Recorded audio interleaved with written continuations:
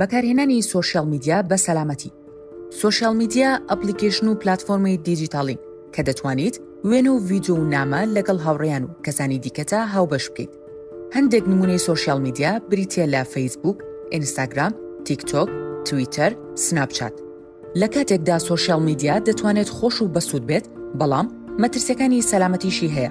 زۆر کەس دەتوانن پۆستەکانت ببین و کۆمنت بکەن و بڵاوی بکەنەوە، بۆیە دەبێت ئاگاداری ئەو شتانە بیت کە هاوبەشی دەکەیت. سەرەتا زانیاریە تایبەتیەکانت بپارێزە. دوور بە لە هاوبەشیکردنی وردەکارەکانی وەک ناونیشانی ماڵەکەت و ژمارەی تەلەفۆن و زانیاری دارایی.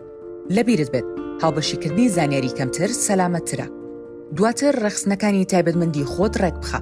دڵنیا بە تەنها هاوڕەکانت دەتوانن پۆستەکانت ببین و وریا بە لە وەرگرتنی داواکاری هاوڕێتی لە کەسانی نامۆ. بیر بکەرەوە پێش پۆستکردن. کاتێک شتێک لە ڕێی ئۆنلاینەوە بڵاو کرایەوە، لەوانەیە لابردنی سەخت بێت. لە خۆت بپرسە، ئایا لەوانەیە خەڵک بە هەڵە لە پۆستەکە تێبگەن یان لەوانەیە دواتر پەشیمانی بڵاوکردنەوە ببیت؟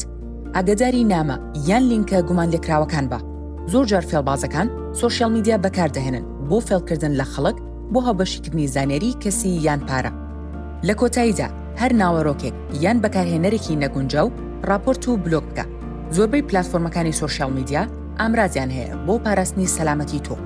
بە سەلامەتی بمێنەرەوە، زیرەک بە بۆ باشترین سوود لەو کاتە وەربگرە کە بە ئۆنلاین بەسەری دەبیت.